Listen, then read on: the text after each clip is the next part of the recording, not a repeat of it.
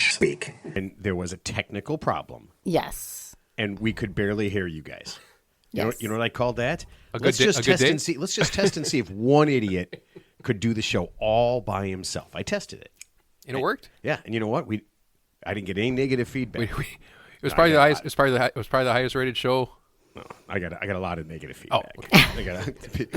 It was just massive amounts of why is this still up? And then I'm just like, you know what? I'm a fucking idiot. We'll just leave it like that. I mean, yeah. The name is Yes. Real Three Idiots. So Yeah. The bar's been set pretty low, so it's okay. The bar's been set insanely low. So In fact, there is no bar.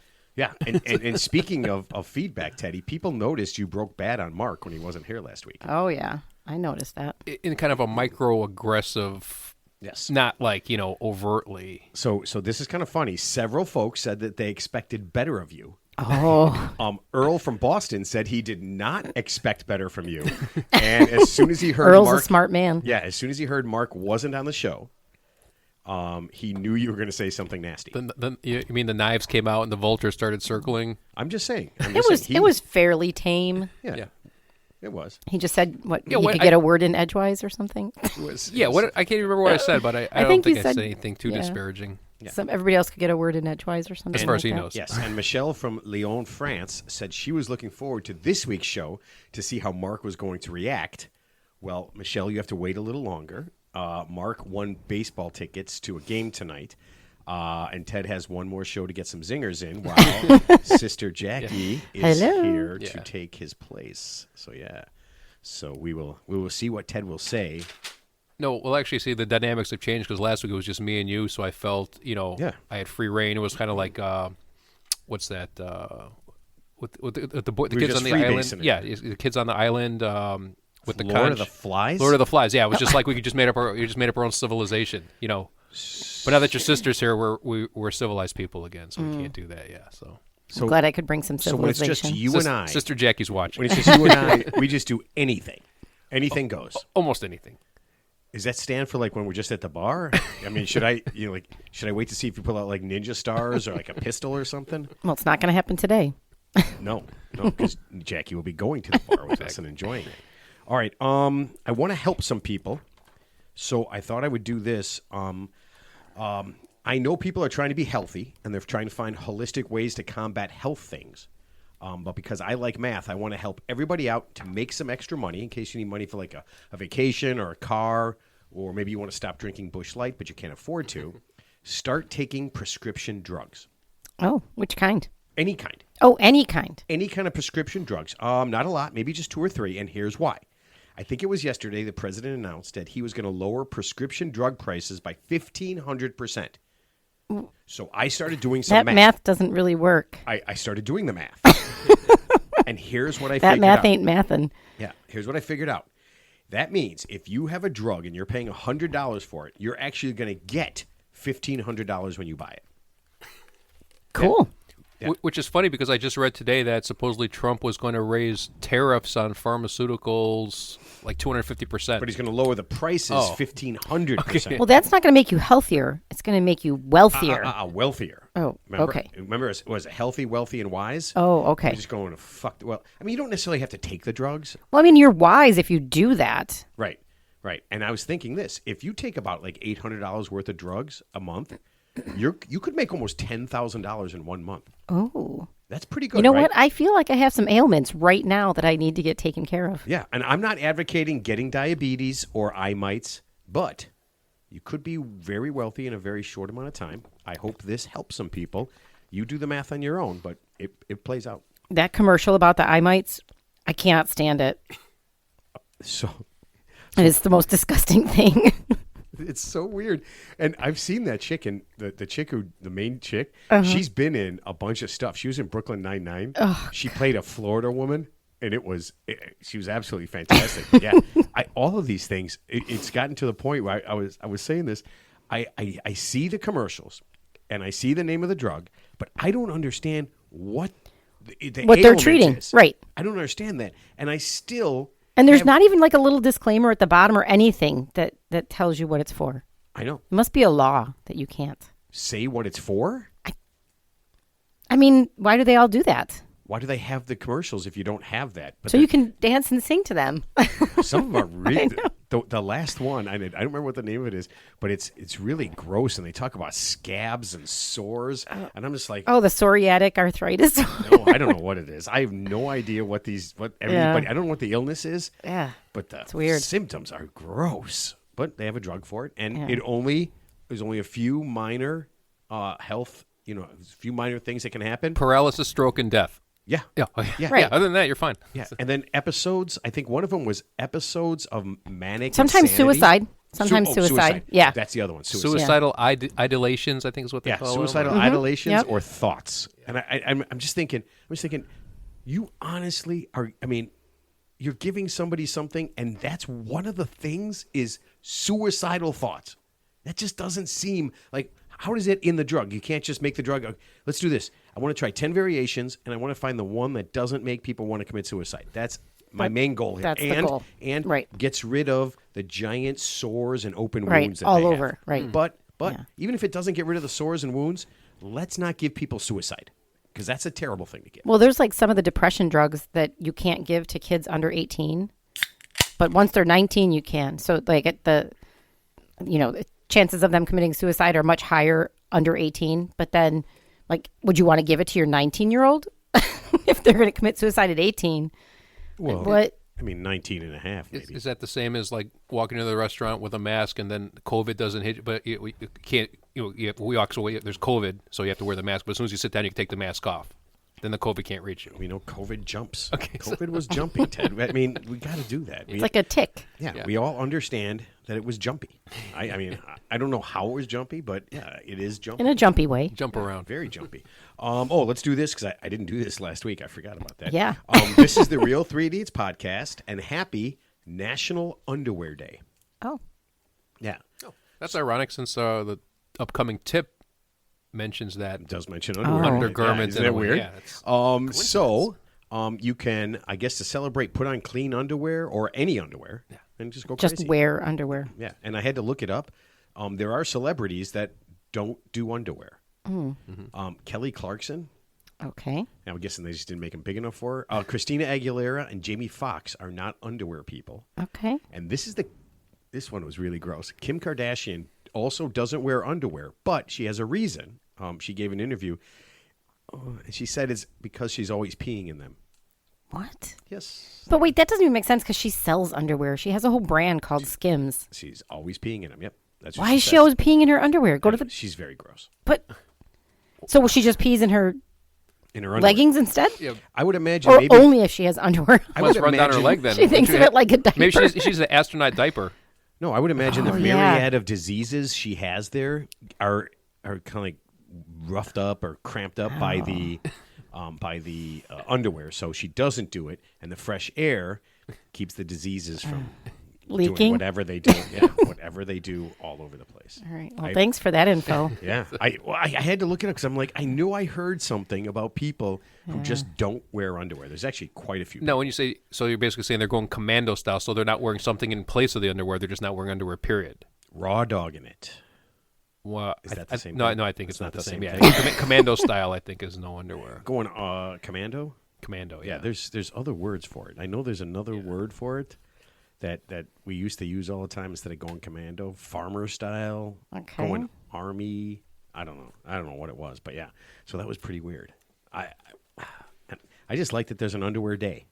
I just like that somehow they figured out that it's like, what day don't we have? And somebody went, oh, underwear. Well, you just mentioned the few people who don't obviously celebrate it. Yeah, isn't that weird? I mean, there's 365 days, All right. Before we get to Teddy's tip, did you guys ever hear about the Texas lottery scheme? I don't think so. Well, give me some detail, and I'll let you know if it rings a bell. Okay, so Texas has their own lottery. Sure. Okay, like most Illinois, states do. Yeah, Illinois lottery. Yep. $1 ticket. And back in 2023, it got up to $90 million. And it got up there to $90 million for two reasons. Number one, people were buying, and it was the highest. It hadn't been won in several months. Okay, right. And a group of people were buying all the combinations. So in the Texas lottery, there are 26 million possible, right around there, 26 million possible combinations. Okay. When it got up to about 50 million, a group of people backed by somebody in somewhere in England bought every possible combination. Because then you're guaranteed another. You're guaranteed that money. 24 million. Right. And just so you know, it's 26 million for that one. If you're thinking about doing this for Powerball, there's roughly about 300 million combinations, and you wouldn't. It says that you wouldn't have enough time to buy them all. Oh, right. Yeah. I mean, darn. Yeah. So let me ask you this: did they do something illegal? So technically, no, not in any way was it illegal. Okay, they got a company, and they told the company what they're going to do. The company ordered a shitload of machines for them, so that they could do it online. Huh. And they just went through, and they had some kind of system, and they just went through and bought it. But here's the weird part. And they won. They won the $90 million. And then they should have avoided it. There's a woman who knew that was happening. When she saw the amount of money and everything, she called everybody and tried to let them know that somebody was buying all the possible combinations. She knew ahead of time. Now, this woman, does she work for the lottery, or was she just a concerned citizen? Okay. This is the weird part. She is 74 years old. Well, she's a tattletale, obviously. Okay. Of course. For the last 30 years, she has been writing something called the Lottery Report. Oh, God. Which basically, I don't know if you... Nobody asked her to do this, I'm sure. Nope. No. It's all about the Texas lottery, all the lotteries in Texas. They started with, I think, 10, and now there's 150 games a day, I think. Sure. Okay. Sure. Right. And she writes all this stuff down. I don't know if you ever remember horse racing. Remember they used to have those horse racing forms? Sure. That's what this is kind of. So okay.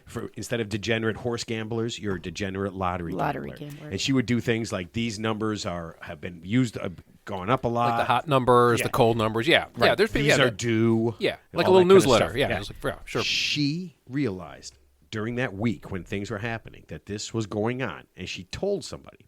Does she herself participate in the lottery? So she did. She said it's not as much fun now because she knows the scam. Like she realized that this was. She actually realized that this was possible several years earlier, and it just never got high enough to risk the $26 million. But how did she get wind of it if she's just a citizen? She saw the numbers, the way the during that week. Yeah. How it went from like 50 million to 90. Oh, so it would indicate that people were just buying it exponentially. Right. Yeah, and she is so in tuned with the lottery. Yeah, she's an expert. I mean, she writes the report. She literally knew this and called everybody she possibly could to tell them that this was happening. At the lottery. Yeah, but there's nothing they could do. And the lottery people just said... They launched an investigation, okay, but they didn't... I guess so. Yeah, well, so the funny thing is, you can actually void a winning ticket, just like a sport. Like I was just talking to Matt about a sports bet. Some guy did like some multi, what do you call it? The when you put the multi-layer or the parlay. Parlay, yeah. He won like an 8-thing parlay, which is impossible. He won like 800,000 and whatever. DraftKings almost impossible. DraftKings or FanDuel like voided it and wouldn't pay him. If I were the lottery, if I got wind that a foreign person, like whether their individual was backing someone in America, I would just say, well, number one, here's the thing: I have an Illinois lottery app on my phone. If I go to Wisconsin and try to play the Illinois lottery, it won't let me play it because I'm not in Illinois. So you could easily just say, you know what, this person. Nope. So I'll tell you why. Mm-hmm. So Texas doesn't let people buy from outside, right? But they also are scumbags, and they have a system where they allow ticket brokers. So I could right now get online and go to a ticket broker and buy tickets through them. I could buy lottery tickets in Texas. I see. Okay. Yeah. So it's a workaround. And they know that that's happening. Oh yeah. Yeah. Because they want the money. Yeah. Yeah. They knew exactly what was happening. Well, now they don't have the money anymore. Yeah. Well, they're going to tax it at the luxury tax is at least 40%. So they're going to. Yeah, but I mean, they made their money because someone's going to win. I mean, so so in their mind, it probably doesn't matter who wins. That's irrelevant. What's relevant is that whoever wins the jackpot, whether it's a group of professional investors or the little old lady, they're going to take their 40%. Yeah, I guess. Right. But the attorney general from Texas said it ain't right. Yeah. That somebody outside of Texas won that money, and that's why then they have to stop that practice. Right, that's how they tried to launch the investigation, and somehow tried to stop it.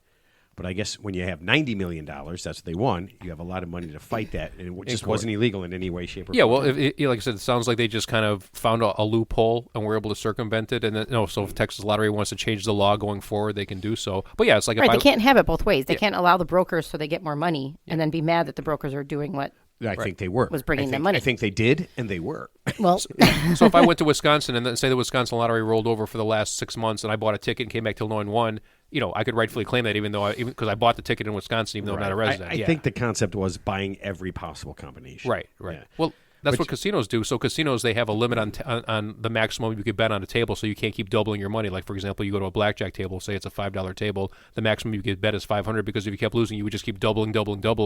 Someone's got unlimited funds until you won, but that's how they limit that.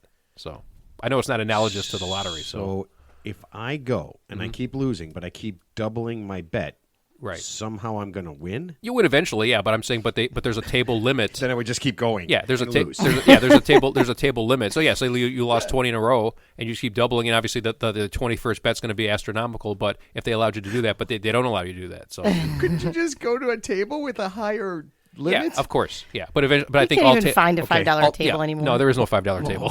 Hold on a second. We are not. This is not a strategy, and we are not advocating this. As good as the prescription drug thing was, because I mean that's going to get money. Yeah, that's real. Don't use that money and immediately. Don't get that money and immediately go to the casino and blow that. Wait money. a second. Stick to the 2-cent slot machines. So, I'm going to take my money from the drugs and invest it in gambling. So are you Perfect. Are you a drug dealer then? Oh man. No, ma'am, you're not giving people drugs. Unless you're playing blackjack with drugs. Okay. I am not advocating this, but buy the drugs, get the money, then sell the drugs to someone else. But they wouldn't want to buy them. And then you get even more money. Yeah, but they wouldn't want to buy them because they could go just to the doctor and get them and make $1,500 instead of actually paying you. And then go double down. And then go to the casino immediately. Right. Okay? And keep betting until you win. Double. Every single time. Yep. Ted, do you do that? Tell me you don't do that. No. Okay. All right. You really don't do that, though. No, that's silly. That's crazy. Ted. Gambling's just for entertainment. That's silly. Yeah. Unless you're the people who really legitimately think you're going to walk in a casino with $100 and walk out with tens of thousands. Unless you hit a progressive slot machine, then yeah, it's possible. Right. But that's just one. That's like winning the lottery. It's one probable. Out of tens of thousands. Unless you can get all the combinations in the slot machine. Yeah. And you know how to do that. Yeah. I think it's just a random timer. I don't think there's any skill. So $26 million wouldn't help in a slot machine. I don't know, man. Well, if I had $26 million, I think that defeats the whole purpose of gambling at that point, because I think you've already maxed. I think you've already won everything. So if I had the $26 million, I would just be keeping it for myself. Yeah. But if you're an automatic winner. Yeah. The only thing that could hurt you is if there were multiple winners. If someone else, just luckily, if two other people lucked into that, you actually lose money. I was going to think, so that's the risk. Yeah, because that has happened before with the Mega Million and Powerball, where you have multiple winners. Yeah, I mean, it's rare, but yeah, usually it's one ticket. Whether it's bought by a group or an individual. It kind of scared. It kind of scared me. So I got to be honest with you. I was just like, man, that would be just your luck, right? Two random dipshits win, and you're splitting it, and I mean. Well, let's call poetic justice if that were to happen in this particular case. Yeah, you know what? That would have actually been a funnier story. It would have been. Yeah, that would have been. They would have lost money. Yeah, that would have been a great story. Yeah. I mean, Texas would still be screwed because they'd lose all the money either way, splitting it. Well, they were going to give the money. I mean, who do they? That's the other thing I didn't understand. Did they think only people from Texas were going to play? I mean, not like somebody from Arkansas. It was $90 million. They wouldn't come in and get $1. I mean, the concept is stupid. I mean, and so this is funny that this Dawn Nettles, the 74-year-old chick, she actually had talked to people several years earlier and said that when this gets super high, you could buy all the combinations and this could happen. But she also was working on, it was kind of funny, she also was working on that the whole thing was corrupt, and that people were stealing from it. She was really into the lottery. She would protest. Okay. And she would, that was her thing. Yeah, she was like, she's they committed. kicked her out of everything. Like she wasn't allowed. So she went from being like a fan to a little bit to stalker mode with the lottery. Well, she knew that this could happen. She also knew that people were stealing. So she called people out. Yeah.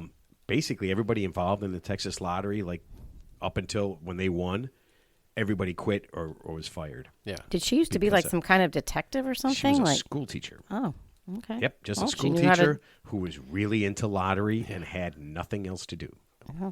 Maybe she got scammed by a lot of her students or something.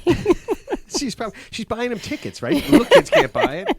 I know this thing called the lottery. How does it work? Well, I was actually hoping Why don't that you give me $1? I hope that woman wins the lottery. I hope she wins at least like a $2 million jackpot. Sounds like she earned it. She's for her. She said she plays, but she doesn't play as much. It's not as fun. She does like to gamble on cards and some other things. She seems like a real winner. She does absolutely seem like a winner. Yeah, and her husband, weirdly enough, her husband is like some kind of professor. Okay. So he's some kind of math genius. So that might help with what they're doing. With the math, yeah. All right. Let's see. We got to do Ted's tip because we want to get to that before our guest comes in. Let me do this. Ted's tip is sponsored by Caroline's Canned Meats. Caroline's Canned Meats specializes in hard-to-find canned meats the whole family loves. Is it impossible to get fresh raccoon where you live? Or maybe you just moved and no one sells crow on the side of the road in your new town. Caroline's Canned Meats has all of those and more. Pigeon, hyena, cat, and even the hard-to-find Cross River gorilla can be shipped to you in easy-to-open cans that will last a long time. So you can stock up for winter or your next big party. You won't ever have to say, honey, we are all out of narrow-ridged finless porpoise because you have a pantry full of it. Check out carolinescannedmeats.com, or if you're in Adona, Arkansas, stop in and check out their canned meats in their new state-of-the-art 30,000 square foot factory and cookatorium. Porpoise. I'm supposed to, yeah. I'm supposed to say that. Processed meats lead to cancer, right? That's a we know that. I'm not sure. It doesn't say processed. It just says canned. I mean, I don't know. Maybe they just no, but like in real life, like processed meats, like salami, bologna, whatever that they say that's like carcinogen. Bacon. It's like I mean, it tastes great, but yeah, they say that's the stuff that bacon. That'll catch up with you. Bacon. Okay. Ted, I ask this every time, and then one time you're going to say no. But are you ready for your tip?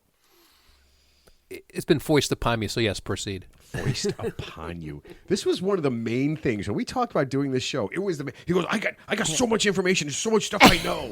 Yeah. Okay, Ted, I need your help. I need to stop my roommate from wearing my clothes. We got a place together after we graduated, and everything was good.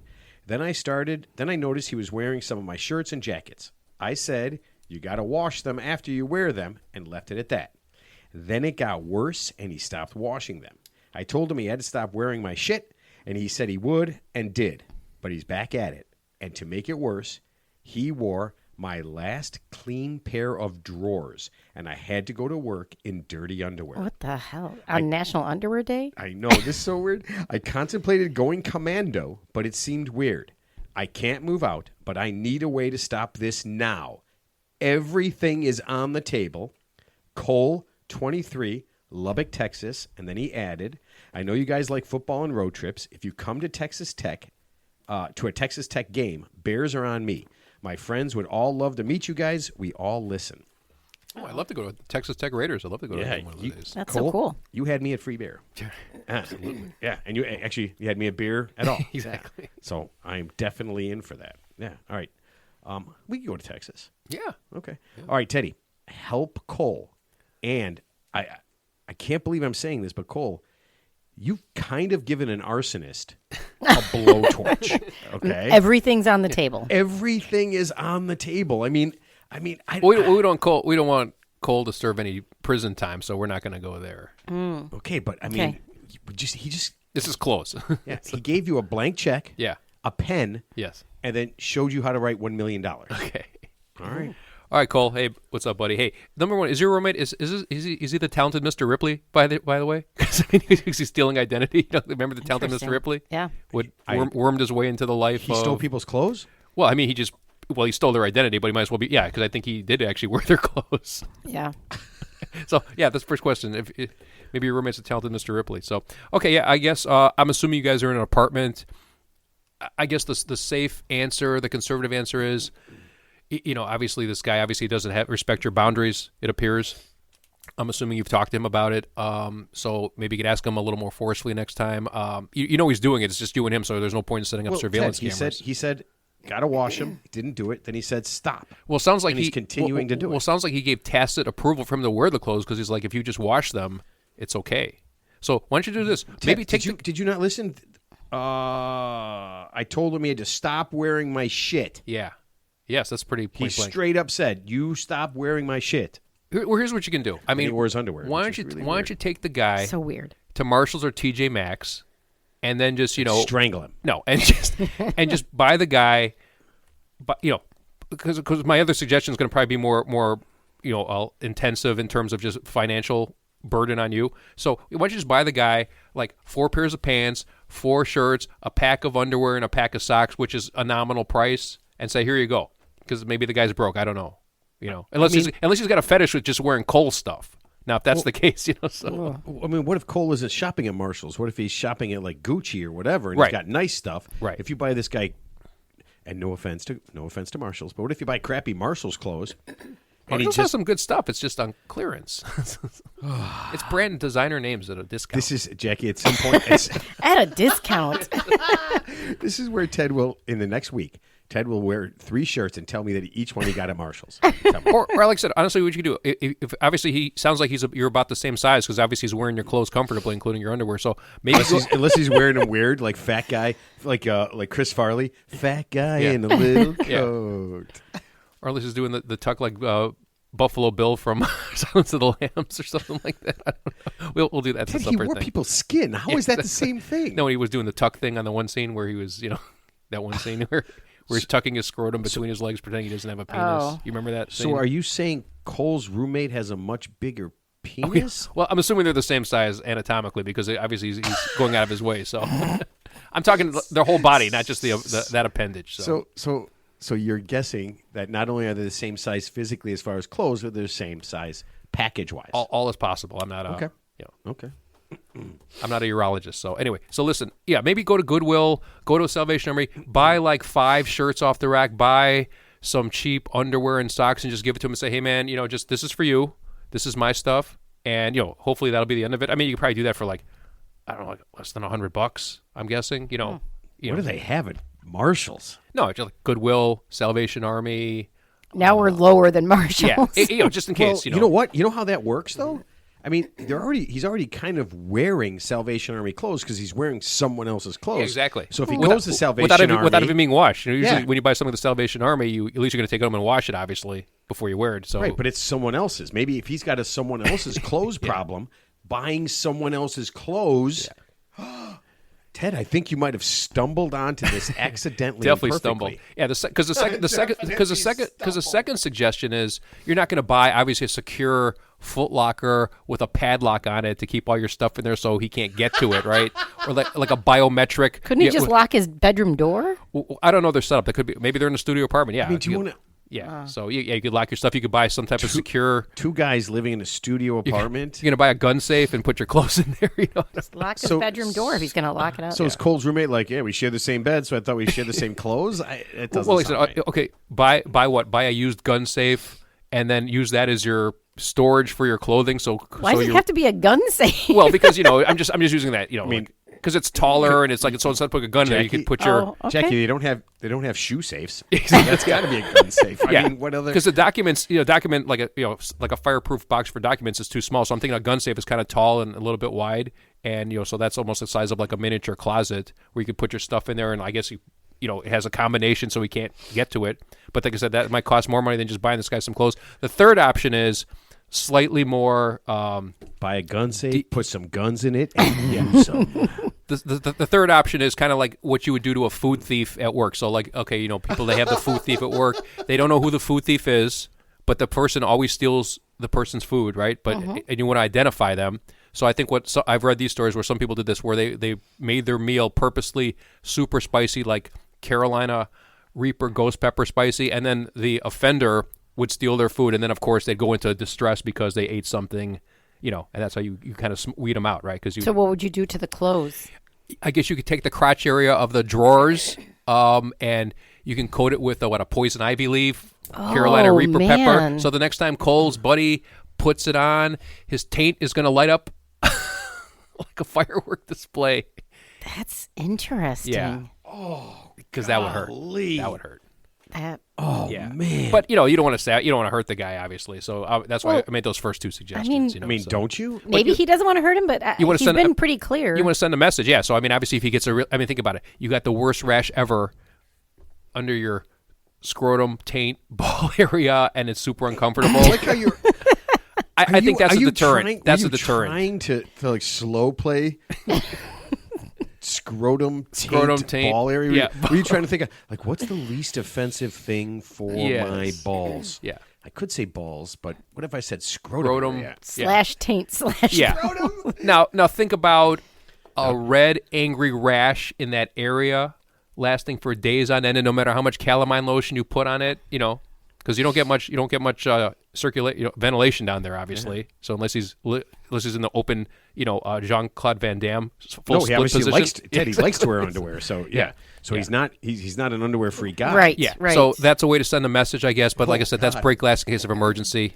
So that would actually be worse if he wasn't an underwear guy and he borrowed your jeans or shorts and stuff, and he's like, hey man, why don't you wear some of my underwear? It's like, no, I don't want your underwear. But don't wear my pants without. Or just do this. Why don't you just give the guy, since he's enamored with clothes, why don't you just give him your existing clothes and you go out and buy some new clothes? Go to Costco, go to Marshall's, go buy it's an impetus to buy yourself a new wardrobe. And then obviously, if he steals your new clothes after you just gave him your old clothes, obviously then the guy has a problem.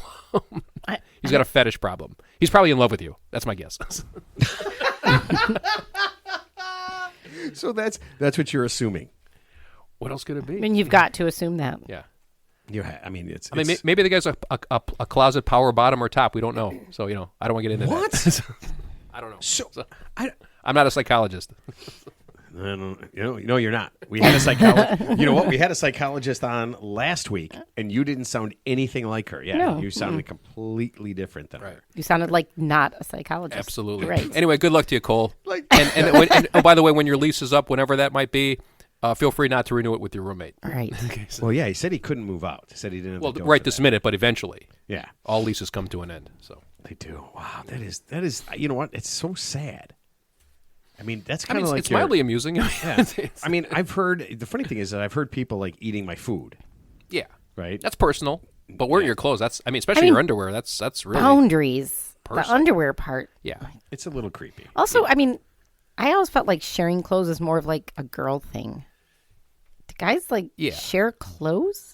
I mean, in college we kind of did. We had maybe a sweatshirt, like a t-shirt, like a t-shirt, like a hoodie, a t-shirt, a hoodie, yeah. So, but you ask permission. You say, "Hey, man, I'm cold. Can I borrow that or something like that?" Right. Or can you hug me for warmth? Oh, I mean, perhaps we went too far. We disclosed too much information. Yeah. So that was where you go too far, right? That's well, apparently Cole's roommate has already gone too far. Yeah. I mean, wearing the last pair of underwear that was. Well, how about any pair of underwear? How about any pair of underwear? And here's the other question: where's his clothes? I don't know. I wore. What if he doesn't know how to do laundry? Maybe he needs to be taught how to do laundry. So he's stupid? I mean, just put all the stuff in a laundry machine and throw anything in there. Tide Pod, throw anything in there. OxyClean. Throw one of those little pod things in there. When's the last time anyone washed something like separated the whites? I've literally never done that ever, and nothing's ever come out badly. You know what I mean? I don't separate. Well, I've had things come. I use a color catcher, and you can put everything together. Catcher? Yeah. You can put everything in together, and it absorbs the extra ink. What? So you can put your whites in with your jeans or your reds. Oh, okay. I don't know if I even care anymore at this point. I just throw it all. I mean, that's why everything looks gray, right? Oh my God! Everything I'm wearing is gray. That's so weird. That is really weird. All right. I have no idea where our guest is right now, but that's okay. I just sent him a message, so hopefully he will jump on.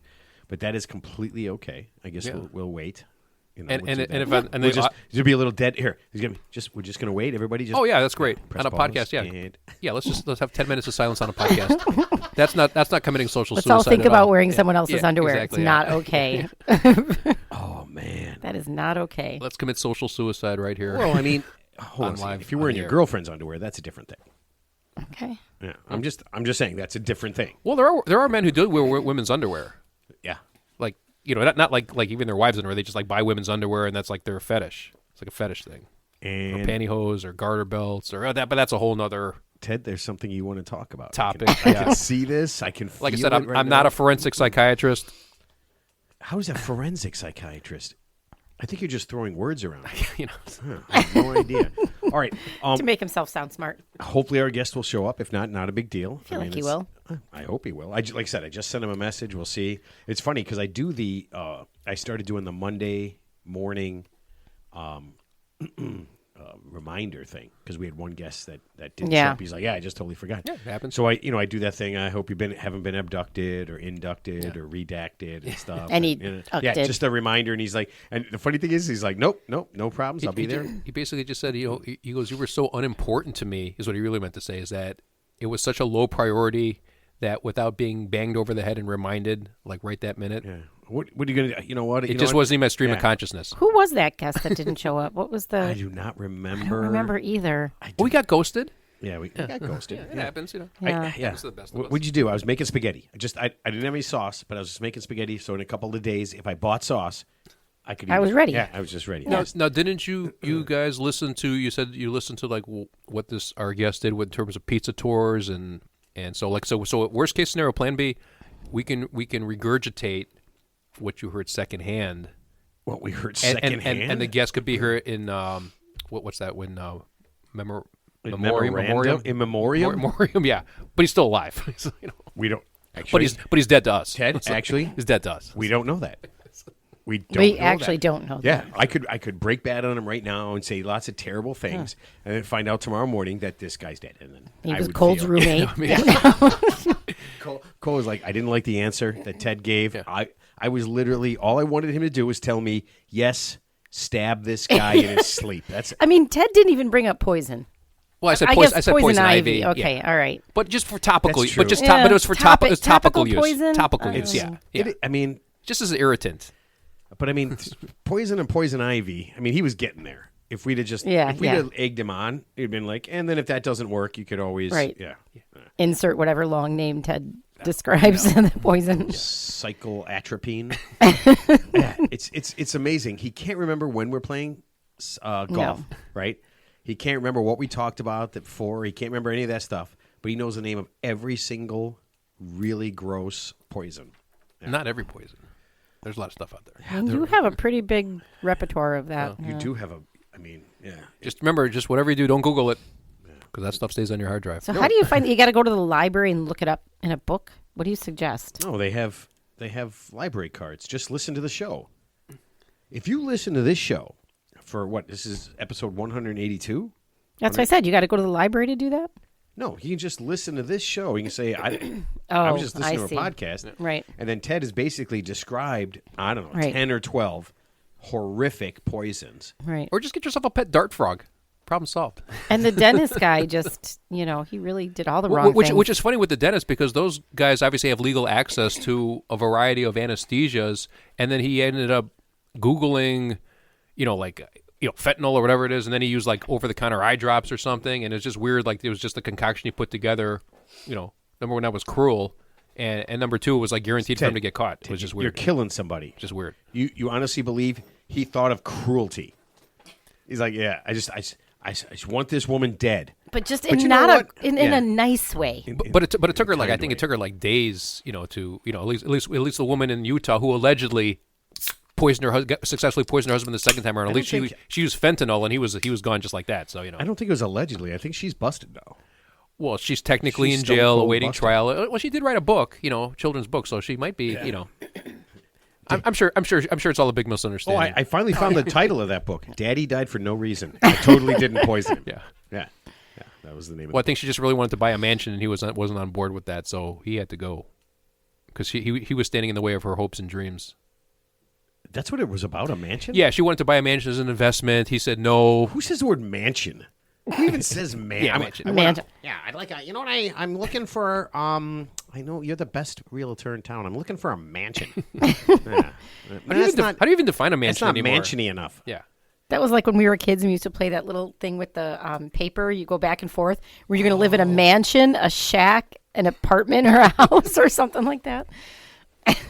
Oh, your life predictor. Yes. Oh, yeah, your life predictor. You go 1, 2, 3, 4, 5, whichever one you got. And you got to pick 3 girls, and then somebody picked a non-attractive girl. So you had 3 good choices, right, of hot chicks in your class. and then one not hot chick, who had to know she was on everybody's thing as a not hot chick, right? Then 3 nice places, and then something shitty, and then like 1 kid, 2 kid, 3 kids, like 12 kids. 12 kids. Oh, so this wasn't like a board game. And This then is you're like, like, your uterus. damn it, I have 12 kids and I'm living in a shack. so this wasn't a board game. This was just something like you guys. You folded paper. Oh, okay. And then So it's very low tech. put it That's on your pretty cool. fingers that's cool. and moved Yeah, it and you back went and like forth. 1, 2, 3, 4. Oh. and We then should try to like recreate that. Yeah, that's just cool. We used to make them, remember? Yeah, but how would you recreate something You have that to you didn't fold even it. know? Yeah. Folding, it's I don't know, it had a name, like a life predictor or something like I that. never even heard of that. You didn't do that? You'd say, think of a number, and you'd go back and forth. Yeah. And then there's That's numbers something on we the should outside. try to like fold that again. Like let's show Ted how to do See it. and see if it works. See if it works. Yeah. It's life predictor at the age of Ted, do 55. you live in a shack? No, let's see if it could predict. Let's see if you could put everything in your life, all the things, and then put things that aren't in your life, and see if that witch piece of apparatus. So it's like a Ouija board. It's like a Ouija board without That the. was like a Ouija Without- board. what do they call the little moving part? I forgot what the name of it was. That little. I forgot. You said it during that. Yeah. Yeah, it was like a triplobily or something like that. I have no idea. Yeah, something like that, like a Yeah. something boobily. I have no idea. Seriously considering ordering a Ouija board on Amazon. You're gonna Yeah. order. Yeah, just to have it. I'm not going to take it out of the box. I just want to look at it. And this is the Okay. kind of stuff that you get. And Ted never buys a Ouija board. Right. Yeah, he never buys. He's I mean, never give me even your think phone. about I'll it. order you one right now. I'm going to get a Ouija board. You know how many things I have to order for him? He's like, I want this. I'm like, you should get one. He goes, I don't have that. Can you do it for me instead? I was in a Target the other day buying a couple of shirts, and actually I walked through the toy section, and I saw the Monopoly game, the original Monopoly game. And it was only $20, and I almost was going to get it, but then I realized I didn't have anyone to play it with. You should get that at Christmas time. They go down to like $10. Really? Yeah. That is such All the a board games go down sad- real cheap. Yeah, that is such a sad thing to say. We're at the golf course. It's in Wheeling, Illinois, and they have a Wheeling-opoly golf course, or Wheeling-opoly Monopoly game. Huh? Wheeling, it's Opoly, based on Monopoly. Wheeling. It's based on the town of Wheeling. Oh, okay. Yeah, it's really weird. I'm guessing, as a marketing ploy, everybody has something like that. It's interesting. Yeah. Let's see. Here, we'll see if our guest is a Ouija board guy. John, are you or have you ever owned or played with a Ouija board? Absolutely not. No? No. Too scary? No, I don't know. I think I mean I've definitely seen them, and I think maybe at a sleepover or something like that, somebody busted one out. Right. But, It's always at a sleepover. Yeah, that's yeah, and I think I was pretty much like, well, there's a Nintendo over there, so you guys can all put your fingers on that thing and check it out if you'd like. Yeah. I'm gonna play Zelda or something Yeah, like right. that, you know. right. When you say it like that, put your fingers on it. That's I that's think I'd rather play Nintendo than get You know. teleport to a hellhole portal playing the Ouija board. Wake up in an alternate universe or something. I don't know, Ted. The way you play golf, I would imagine you were a terrible Nintendo player, and the only reason we would let you play is so we could kick the shit out of you. Oh, I was that guy? Okay, so I served a purpose. That was I good. honestly believe that. Okay, our guest this week's job ranks right up there with, are you ready? Brewmaster, judge at a barbecue contest, and roller coaster test rider. Please welcome to the show the founder of Chicago Pizza Tours, Jon Porter. Welcome. Welcome. Thanks for having it. Coming Thanks for having me, everybody. Oh man, John, and if you want to find John, and I'll mention it a couple times, go to chicagopizzatours.com and you will find this. John, you have managed to combine my two favorite things in life, eating pizza than eating more pizza. And those are my two favorite things. Give us the short version of what Chicago Pizza Tour does. Yeah, I mean, so it's been a crazy 15 years. I can't believe that for the last 15 plus years I've been doing this. But sort of the thought process was we wanted to give guests of our tour sort of a crash course in Chicago pizza culture. And it doesn't mean just like that we're going out and trying the newest, hottest pizzas or anything like that. We really wanted to like immerse people that were visiting Chicago in what it's like to be a Chicagoan and what it's like to go to these pizzerias and, how basically how we have different styles of pizza that we really crave. And I really wanted to kind of showcase not only the awesome pizza, but as well also the neighborhoods that we visit too. So my favorite way to see Chicago is through the eyes of pizza. So it was kind of a no-brainer for us. We started in 2010, and I don't know, we've been well over 100,000 guests at this point, and Wow. millions of dollars of pizza. So it is crazy. When I think about it. Yeah, I wonder how much money I've spent on pizza in my lifetime. Oh, my- Because I mean, I honestly I could eat pizza, and I've said this before. If there was one thing I could eat for the rest of my life, it would be pizza because you can do so many different things to I it. think it's the most universal food. Like you can feed it to a large group of people. Everybody's going to be pretty happy with it. You can take care of vegetarians. It could be and- could it could be hot, it could be Yeah, lukewarm. Oh, sometimes like Yeah. the colder the better. You know, for sure. let it sit out for Has a few has hours. anybody ever been at a party and been like, "We're ordering burgers"? Anybody Right. else want that? Exactly. Like, yeah, no, you hit it right on the head. Exactly. Yeah, and my nephew, we've had him on the show a couple times. He turned me on to taking the pizza and leaving it out for about Yes. 2 hours, to where it's not cold in any way, but it's certainly not warm, and the cheese kind of coagulates. Yeah, and exactly, stuff, coagulates, and yeah. then eat it. Then Yes. I swear to you, I am addicted to it. I will take pizza out of the fridge and just leave it out. I know it's probably not sanitary in any way, just to eat it when it's nice and lukewarm. But the problem is, I can't wait 2 hours. If I Do smell you that just pizza, I not need have it. Patience. I need it. I need it Start now. staring through it. I needed it yesterday. Well, maybe you need a second pizza out for the 2 hours later. So I'm buying. Okay, I mean, I can live with that. I can Yeah. literally buy multiple pizzas and leave some out and put some away. I Absolutely. like that. Have you ever had cold cheese pizza? Is yeah. what it's called on the Wait. East Coast, where they bake the pizza without cheese on it and then put the cheese on cold. Oh wow! No, Have you never ever heard of heard that. I didn't ever heard of that. So it was basically designed for college kids, for like late night pizza. They would go into these pizzerias and they'd be all drunk and they'd be buying slices. And then the next morning, everybody would wake up with like no taste buds, burn the roof of their mouth, whatever. So they started baking these pizzas, and then they would throw the cheese on at the end, just cold. It's always the cheese that burns your mouth. Yeah. So the cool cheese would then hit the hot That's true. sauce of the That's pizza, true. and you could crush that slice the second you get it. So Basically. this is just Oh, to that's pretty protect cool. the drunk That's pretty kids in cool. college.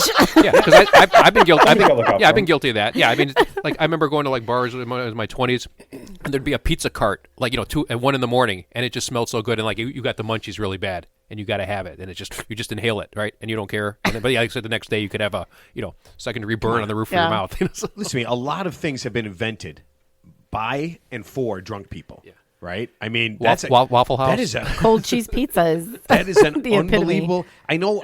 What did I look up? I looked up, and you probably know this because you. Well, let me ask you this: have you had pizza in every state in America? No, I mean, I've not been to every state in America. There's 50 of them, or so I hear. So Something like that. Something like that. I thought Canada was the 51st. No, I mean, but I will say this. One of the things that I love about my job is that every year there's an international pizza expo that takes place in Las Vegas at the end of March. It kind of coincides with March Madness. I always make it a point to go there whenever I can. And a lot of people from not just the United States, but from all over the world sort of descend on there. And it's competitions, demos, networking, flour millers, tomato growers, all anything you can think of that has to do with the business side of pizza and the fun side of it as well.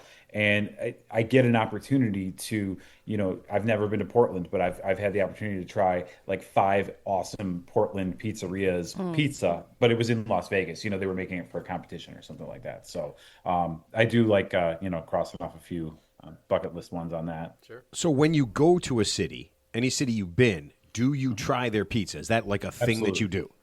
Yeah. I mean, like, I'm fortunate. So I'm married, have 2 kids. I'm fortunate. Like, Wait, you they said all- You said unfortunately, I'm unfortunately married and have first. 2 kids. Yeah, but I said fortunately. I just said it real fast. Exactly. Yeah. Fortunately. This is cutting into pizza But, time. That's the they, main thing. fortunately, they love pizza as well. good. So Oh, nice. it's a pretty safe one to go to when we're, when we're out and about, we're traveling. But we can always pencil in a couple of pizza nights. So Write it off on the business, There you go. You know Absolutely. exactly how it works. Yeah, you know what? I think I honestly, I think I've tried pizza in a lot of different places I've been in. If it's a special like pizza place, like when we were in DC, we went to like a ping pong pizza place.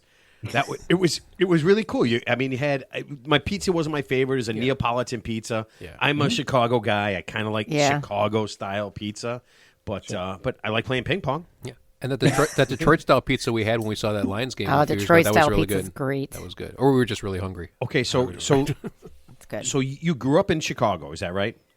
Yeah, I mean, I'm just outside the city limits. In Elmhurst, I grew up, Oh, and okay. my dad was his family was all from Melrose Park. Okay. So a lot of my childhood was spent up and down North Avenue in Melrose Park. Hmm. And a Oh lot of yeah. these, I'm just gonna say, mobbed up pizza joints that are no longer around Yeah. anymore. These places Yeah. that burned down in the middle of the night with no product in it or Yes. anything. But that's like where me and the cousins would get together and we, crush all these bar pies and burn straws on the candles that they put on the table and order kitty cocktails and stuff. And the Nice. adults would all drink, red wine and catch up every Sunday or so. So like a lot of my earliest memories of any sort of family parties, get-togethers were always in like these little pizzerias and stuff. So That's cool. That is awesome. That's cool. Okay, so let's talk about the tours. Mhm. You have you have walking tours, you have riding tours. What happens when somebody goes on one of these tours? What do they get?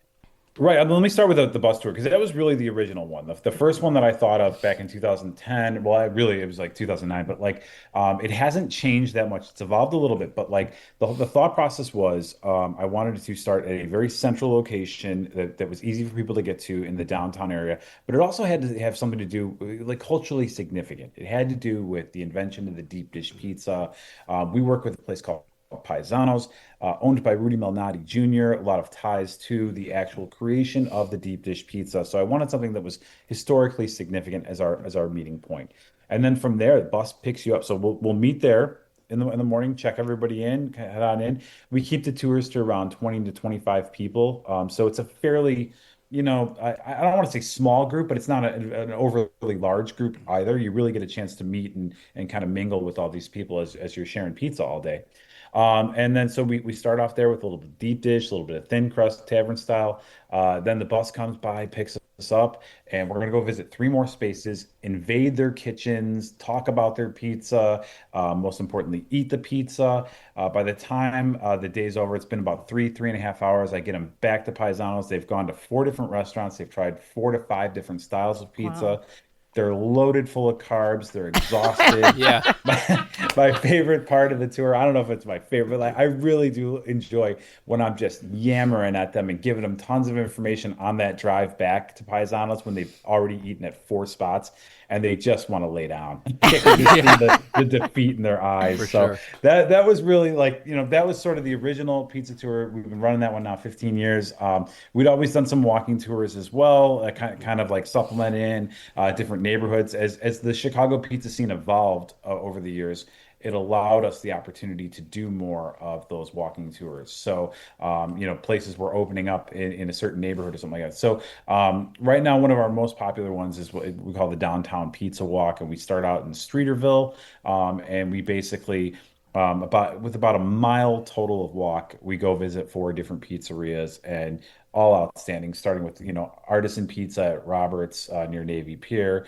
We get some deep dish at La Briola. They got that burnt cheese crust on the sides there. Mm. And then we get a Neapolitan wood-fired slice at Italy, kind of going back to the roots of like where pizza actually came from and that the evolution, like all other pizzas sort of come from that form of pizza. And then we finished with some really good tavern style at a place called Zarella, which opened up pretty recently, and it's part of the Boca Restaurant Group. And they're doing that thing where they cure that dough, like I think it's like 4 or 5 days or so. Even the middle pieces that are these tiny squares are as crispy as a saltine cracker. Oh. So it is really it's a variety of pizza every time. Okay, so probably everybody in the world knows deep dish pizza. What is Mhm. tavern style pizza? So that is actually, I mean, I throw this out there early on in the tour. I say Price is Right rules, closest to without going over. How many pizzerias are in Chicago? And I mean like individual proprietors. Some of these places might have 50 locations, but like we only count them as one. And the answer is actually a little bit more than 2,100. So there's a lot of different Hold, pizzerias in the Chicagoland hold on a area. second. Hold on a second. Yeah. So we're not counting like Dags, and we're not counting places that have more than one. There are 2,100 Yeah. different people who make pizza, and they might have multiple And they operations. might have, some of them might have 50 plus locations, right? So that there are millions of people here, so it's a lot. It's a big business and it's a lot. So But Wow. one of my favorite things about throwing that stat out there, and it's a stat that I got to give props to PMQ. They do a census every year. It's a pizza magazine called Pizza Marketing Quarterly. Comes out 10 times a year, though, so I don't know what kind of quarters they're working on. But one of my favorite things about it, though, is that like more than 80% of them are doing thin crust tavern style pizza. Hmm. So we're known for the deep dish to the outsiders, but the locals all just I mean, we didn't even call it tavern style for the longest time. We just called it thin crust. Yeah, We that's my really only favorite. That's the best. we started making that distinction of tavern style, more so in the 21st century when more outside styles of pizza were being represented in Chicago. When Bill Jacobs opened up Peace in 2001, it was like the first time where it was like, all right, we've got a thin crust pizza in Chicago, and it's not like we normally have. It's this New Haven style. What is New Haven style, right? And then in 2006, Spaccanapoli opens. 2007, Coal Fire opens doing an East Coast thin crust artisan pizza out of a coal oven. So we really use that tavern style name to sort of mark, okay, it's Chicago thin crust, and it's really a pizza that was sort of born out of like the mid to late 1940s. You had at this point enough people had served in World War II and returned to their local old style bar and were asking their bartender to make them, a pizza. And these guys had never seen a pizza before in their life. They're like, well, what is it? It's a dough with tomatoes and cheese melted on it and all that. And these guys had never seen a pizza in their life. They didn't know how it went together, but they basically just roll up their sleeves and like, all right, let's grab some Sarasota flour. Let's grab some California tomatoes. Let's roll it out, make it flat. And when we take this circular pizza, they cut it up into these little squares, and everybody's like, why would you do squares? Like these bars didn't have plates or silverware or anything like that. You would use the cocktail napkin that your pint of beer came on, and just grab a couple squares, go back and snack. And it was really just a way to keep people there, drinking a little bit longer so they could sell more old style. And it really sort of turns into a business by like the 1950s or so. That's when, the bright idea is like, maybe we could sell these too in addition to the beer, right? Wow. And yeah, and by like the 1960s, like we see this huge shift of like pizzas, becoming this mainstream business that it ultimately will become. Like, if you look at like old phone books, there were pizzerias listed under the restaurant section of the phone book, but pizza gets its own like category in the phone book, like by like the mid 1960s or so. It'd become that big at that point. So. And now I was looking at this, and I'm finding I like to find all this different information and all this different stuff. And I'm looking at this. It says the average American hasn't changed their pizza order in the last 2 years. They just eat the same thing, literally from the same place. Is that why this is like you've had so many people? Because literally, you probably have a ton of Chicago people, and they're like, yeah, I've never tried that. I've had this pizza that's 2 blocks from my house every day for the last every week for the last 30 years. Growing up, we only had Tony and Lil's and Roman Holiday. Yeah, that's it. That was it. Yeah, and I mean, not only that, the toppings on there too. Like they never changed the top. Right. It's the same order every single time.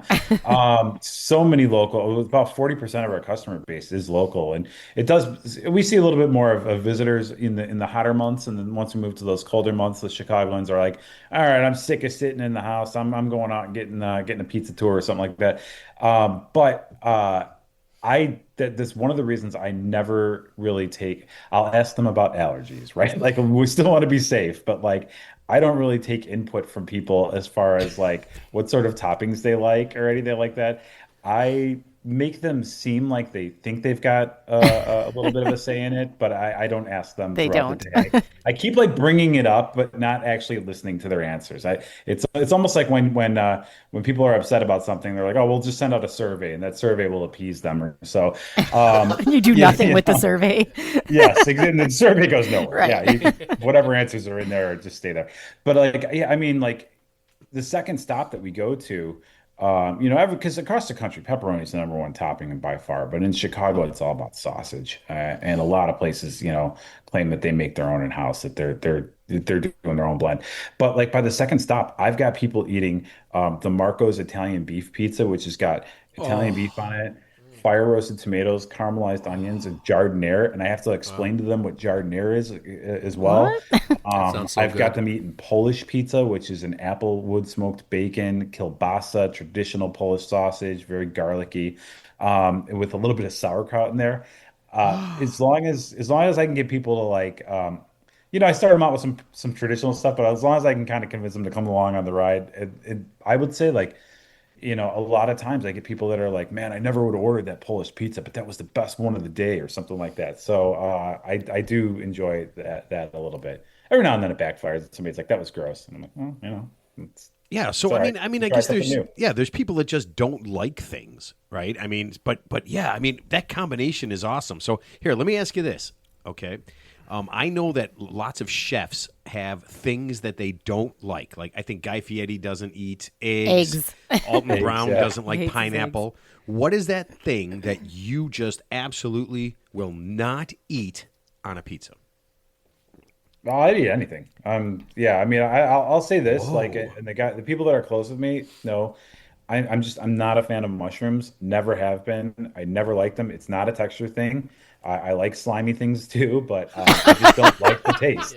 That being said, I eat mushrooms on pizza all the time, and it's just like I don't know. You just kind of change your mindset a little bit and be like, well, this isn't my cup of tea. This isn't what I would order if I was by myself, but like.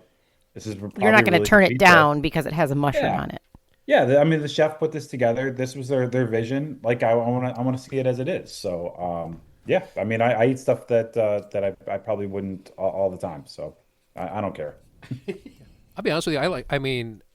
I like Domino's pizza when it's hot and fresh. So let me ask you a question. If you just had to order like the top three, like known chains, like say Papa John's, Sarpino's, like if you had to just pick, like say your top three, in no particular order, like what would you just go to? That's not a specialized place, like just one of the normal. So I'm sorry, I was having a hard time hearing you. He says he Yeah. likes Domino's pizza. Yeah, I mean, yeah. Okay. No, I'm So saying are there any chains that you find that are particularly good, or I Yeah. mean, would you?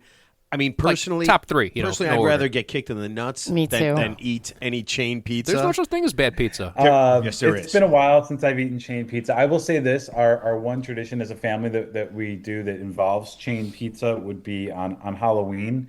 And it's kind of coming to an end as the kids are getting older here. But like, what we would used to do is we would, go. Somebody would watch the house, and pass out candy, and one would go with the kids trick or treating and everything, and we'd sort of meet back at the house and get, Papa John's and Domino's. We'd order them both. And I'm pretty sure last year we only got That's Domino's, funny. but like, I went to college, so I had my fair share of Yeah. Papa Right. John's and Domino's and stuff, So Yeah, they're good. yeah, no, it's a completely different animal, right? It's a different price point. Like you can get what is it like? Two pizzas from Domino's on a Tuesday night for like $7 a pizza or something like that. Yeah, So, medium two topping, yeah, the for sure. pizzas that Yeah, Little at the Caesars for like places that I'm going to, $5.99 or something. Yeah. yeah, the places I'm going to, it's like, we're talking, $25 to $30 a pizza or so, every now and then. Yeah. So Sure. Oh my it just God. depends. Okay, so when you're giving the tours, you said you talk a little bit about pizza history. Are you also giving a little Chicago history with it? A little bit. I think that was sort of like our original intention was, we really wanted to like see Chicago one slice at a time, and I wanted to give people kind of, that extra bonus here when we're doing the tour.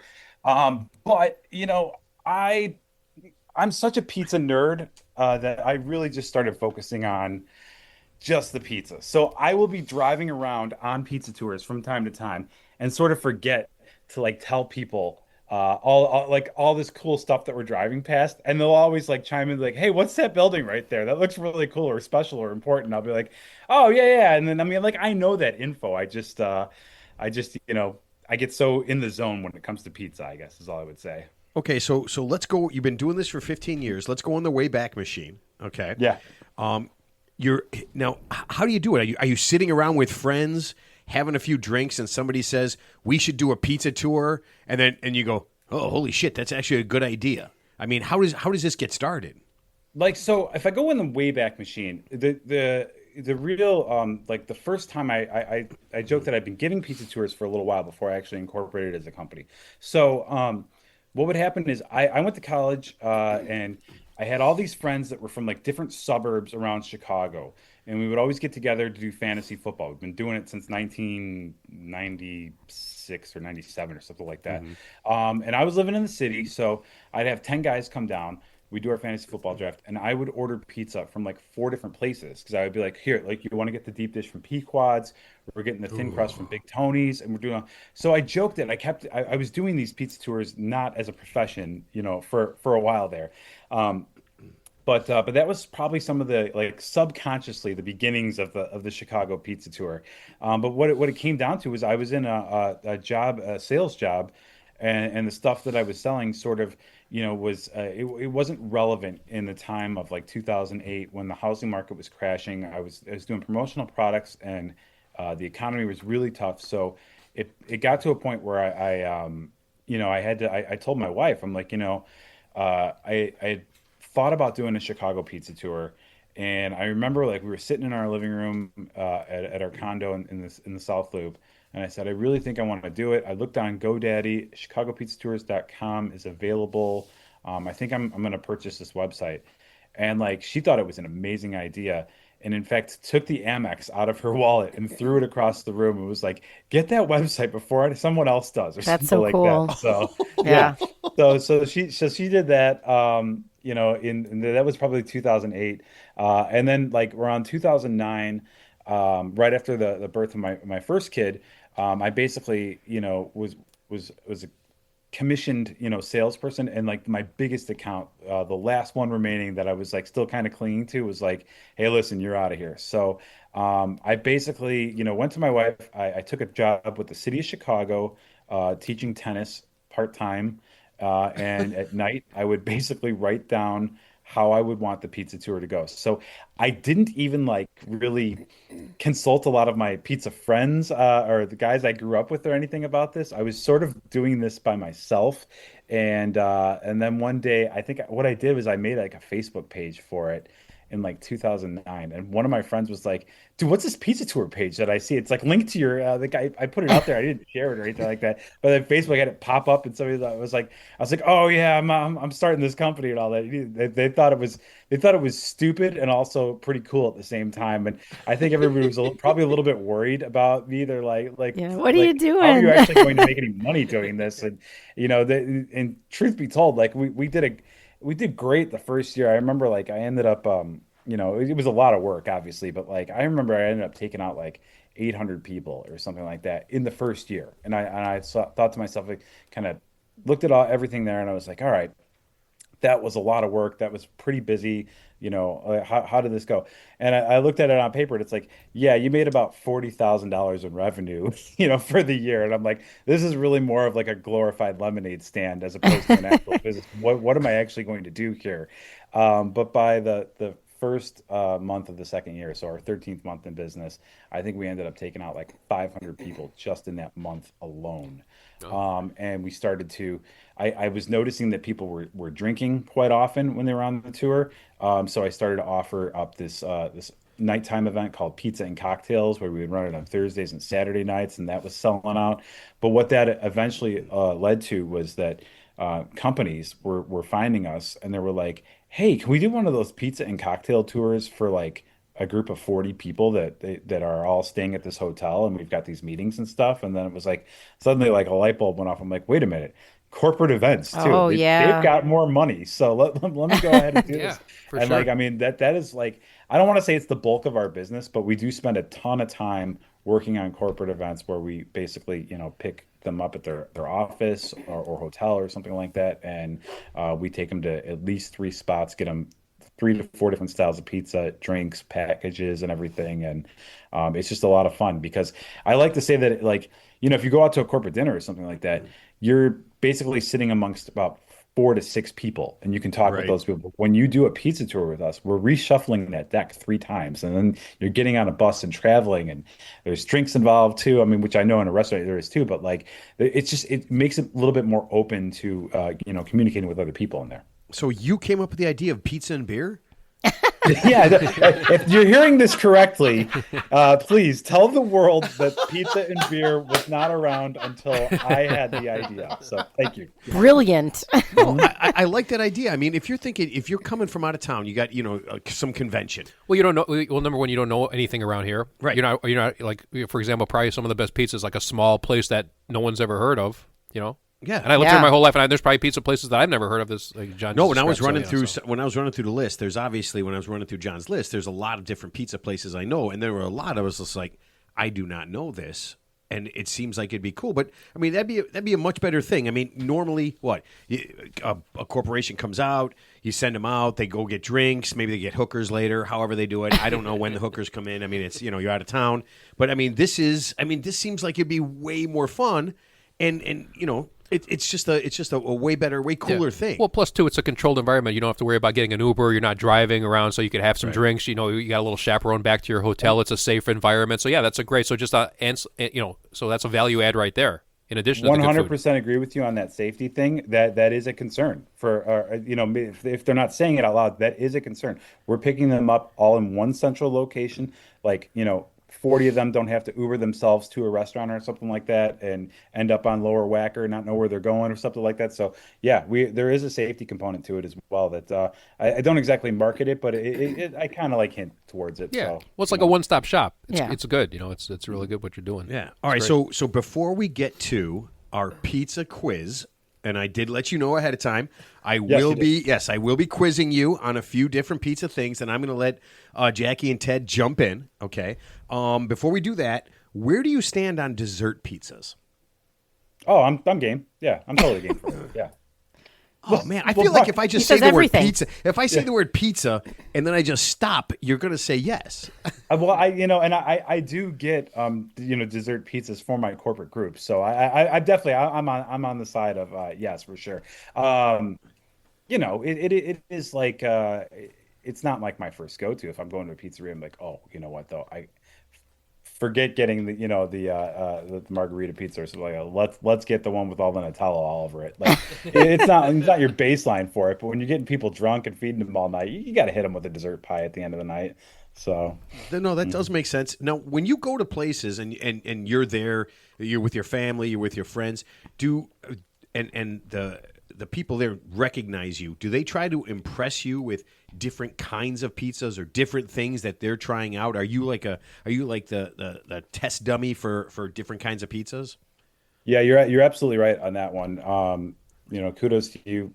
What ends up happening if a place does know me, knows what I do, I'm there with the family. What we tend to do is we order the pizzas that we want to eat. And then what invariably happens is more pizzas start hitting the table, right? And it gets to ridiculousness very quickly. Because they're like, try this one. Yeah, and you got to think it's about the passion of these people that make these pizzas. They really want you to try. Oh yeah, I know you like this, but here, check out this one that I made. You're gonna love this one. It's like, and usually I do, but it's like, you're eating way too much food. So I tend to prep my family whenever we go somewhere, like, hey, listen, they know we're coming. We're going to do this. We'll order what we want to do, but just know there's going to be more food than expected. So, no, okay. So have you taught the kids to not say this thing? Dad, that was gross. Do they have like, do you like take a bite? Then I want you to look over at your brother, spit it in your hand and say, that's really good, but I'm full. Do you have that down? They're pretty good about that for the most part. My daughter's going to say it with her eyes, though. She does not hide her. She's going to be 13 soon, so it's like the side eye, the eye roll. Suddenly, a bunch of stuff finds its way off the plate onto a napkin that's like being pushed to the side. Yeah. No. Oh yeah. You know what? My favorite, especially when we're out, is to accidentally spill something onto my plate. To make some kind of drink or like soda or whatever, spill it onto my plate and be like, oh damn it, I can't eat. Yeah, I need a new plate and different pizza. All right. So we're going to do some quiz. We're going to do a little quiz, and we're going to see how you guys do compared to John. Okay. No, man. no pressure We're whatsoever. gonna lose. No, Do I no, lose my company if I lose out on this? I I just know pizza tastes good. That's all I know. What are the stakes? No, none of these. This is a very low. I mean, you're playing stakes. against a bunch of idiots. Yeah, honestly, if you lose at this point, it's really more of a moral thing. I mean, you really have to question just who you are, Right, not what you right. do, but who you are. Yeah. I might lose my confidence. I get out there to guide the next tour. They're all excited. I'm like, what's the point? I don't know anything. That's what we like to do. We like to take our guests, break them down to the lowest point, and then have them question what they're doing with their lives. Yeah. Demoralize them. It could be the beginning of my new comeback story that I haven't read yet, so. Okay, so you have said that, yes, pepperoni is the number one topping out of all surveys have said that. What is the number one vegetable topping? Hold on, and John, don't answer first. Let these guys answer first, because obviously they'll just say what John said. That's the way they'll do it. Right. Yeah, that's the way I would do it. Teddy, number one topping, vegetable. I like mushrooms, but for some reason I'm gonna say green pepper. Green pepper, okay. Green pepper. Jack? Onion? Onion. John, number one vegetable topping. I mean, I wish it were green pepper. I love me some green peppers. I don't think it is. Onions, a really good one in there too. I'm torn between garlic and mushroom, but I think ultimately I'm going to say mushroom. Mushroom. Yeah. Correct. I hate mushrooms so much. I love mushrooms. I knew it was mushroom and I just couldn't say it. I love mushroom. There's a connection right here. Right. I just hate them. I love mushroom. I love Don't mushroom tell on a me. pizza. I I love mushroom on a pizza. You know what's funny with green pepper? I only like green pepper when it's cut up very small. I do Oh, not the little like, cubes, the little chopped, 'cause fine I think green it pepper. cooks a little bit more. I Yeah. don't. Green pepper to me is very harsh. I'd much rather have a red or I like yellow. a red, yellow, or orange much better. Yeah, Yeah. absolutely. Okay. I'm with you on that. Yeah. Red pepper tastes better for sure, but Oh, green yeah. pepper's so big in Chicago. So Yeah, It it's just is. so bitter though. Yeah, it is very bitter. Okay. Yeah. What is the topping that the number one topping that most people said they will never, ever have or try? Anchovies. Yeah, I was gonna say anchovies. I didn't even know that was a topping, but yeah, I was gonna say it's got to be something that's fishy and. All right, Doesn't John, go what with is the your pizza. guess? yeah, I was thinking anchovies for sure, and I'm going to say this too in anchovies' defense. They're really good on pizza. like don't get like the little crappy canned ones or whatever. But the anchovies are good on pizza. They're nice and salty, but yeah. I watch a lot of cooking shows and they actually say they are so good because they do add a lot of salt to your whatever you're eating. So right, which is tons of flavor enhancing, and Yeah. I need to don't know try who one. I've gave never them tried the bad one. rap in the pizza game, but right, sure. right, kind of like Brussels But sprouts. Like, why does everybody That's hate the right Brussels answer, I'm sprouts? assuming. Yeah, that's Yeah. correct. That is the correct Yeah. answer. That's funny because I've actually seen people. You talk about salt, and you probably see this all the time. There are people that like just pour salt onto their pizza, right? Yes, I have seen people do that. I Yeah, know. no, I would never. no do that. need to. No. No, yeah, no. It I drives mean, me. unless it's a bad. Yeah, pizza? isn't it already high in sodium? Isn't high salt content? I don't know if it's going to make it any better. No, Yeah, no, no. I don't at all. Okay, here we go. And you probably know this one, and this is going to be a little bit harder for these guys. St. Louis has a very special cheese that they put onto their pizza. What cheese is that? John, you have to wait. What cheese is that? They do not use mozzarella. Cheddar. Okay. I'm going to say goat cheese because I can't think of anything else. Okay, No, they're John, not fancy what like that. do They're they not use? fancy. I'm going to give it one. It is a Provel cheese product. And if they have to put the word product at the end of it, it's probably not Does that mean cheese. like provolone? Provel? What does that Well, mean? it's a blend. Yeah, it's a highly processed mix. That's the worst pizza I've ever had. We've been to a lot of states, and St. Louis is blah. Really?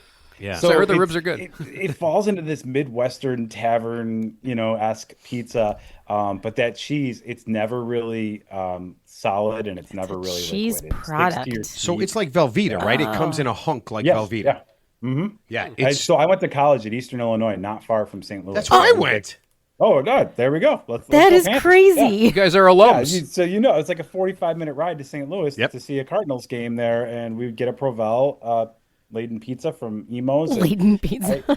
and if you grew up on it, your whole life, you love that pizza. But if you try it for the first time as an adult, you're like, why is this stuck to the roof of my mouth? What And is like, happening here? Yeah. what is this? And you're like, Yeah, my son. Only So we were, drinks you can have. yeah, we were doing this, and my son had just recently come back from St. Louis, and he said it was the most disgusting thing he's ever put in his mouth. And if that was the only pizza he ever tried, he would never have pizza. He would never try Right. another one.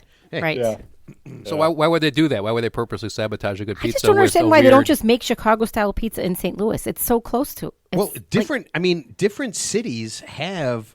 I mean, really different styles. Like Alabama, they do like a white. They have their special white sauce, and that they make like a white sauce pizza, right? I mean, I've had a white they're sauce very pizza. different. Basically a cream based, Like Alfredo-y kind of. Yeah. Yeah. Oh. Yeah, I mean, have you ever? And I was looking at this one. I was looking at the grossest pizzas. St. Louis was second, but Altoona, Pennsylvania. Yeah. Oh, I know where you're going with this. Okay. Okay, so yeah, describe Altoona pizza for everybody. Yeah. So it's a square pizza with the sauce on top, and it looks nice and fluffy. And it looks like a slice I'd absolutely love. And then right before I'm ready to go ahead and be like, yes, give me that, all of it, they throw a slice of American cheese on top of it. And it is just like, what? Like hands over plasticky the American mouth. cheese or Yes, like, yes, exactly. Yeah, I think I'd rather have the Provel, quite frankly. Oh wow, okay. So Provel is slightly better than. I mean, American at least cheese. there's hints of provolone in there. There is. Provel is a combination of three cheeses. I like cheddar, provolone, and something else. And Swiss. I think it's Swiss. Swiss, actually, yeah, Swiss. Yeah. And it sounds Well, I mean, like. if they actually blended that together and it wasn't a product as opposed to actually a blend of cheese. Yeah, I mean, if you looked at it, if you heard about it, you would be like, hey, that doesn't seem bad. Because, I mean, provolone is an awesome cheese. I love provolone. It's a great cheese. Okay, next question. What percentage of Americans eat their pizza, and I am guilty of this, with a knife and fork? Oh man. What percentage of Americans Wait, it depends though. Like if you're talking about deep dish, Yeah, I was going to say deep dish. If it's hot deep I mean, dish. obviously that's part of it, but I mean, I don't think people in New York are doing it. So, what percentage of people eat their pizza with a knife and fork? I'm going to say 30%. Okay, Jack.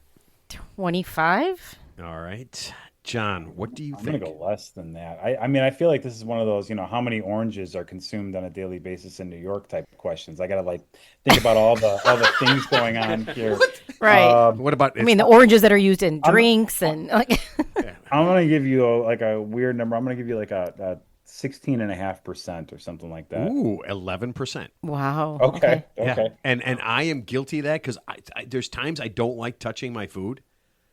Like you're not talking like a tavern style pizza that Everything, you would no. eat with a knife and Everything. fork. Like a hot. I've eaten Have you pizza had with a you like Snickers bar with a billions knife of and fork ever? times. But Yeah, right. M&Ms. George Costanza. Yeah, no. Here's the thing: if you eat an outside piece, a crust, you can pick it up without getting stuff all over your hands. But if you're eating an inside piece, you get really I mean, it gets just kind of messy. It just gets kind of messy. Well, especially the deep dish. If it's like super hot and gooey, you just want to. Deep dish, I can't like. Okay, let me ask you this, John: hard do to- you eat deep dish pizza with your hands or with a knife and fork? So Oh, the boy. answer is yes. Right. All of the above. Well, I start out with the knife and fork because Right. as you get past that centerpiece and you start working your way, Then towards you the can back hold crust it. It becomes sturdier. So Yes. if I were to just grab that right with my hands right out the gate, I'd be a madman. But Exactly. Yeah.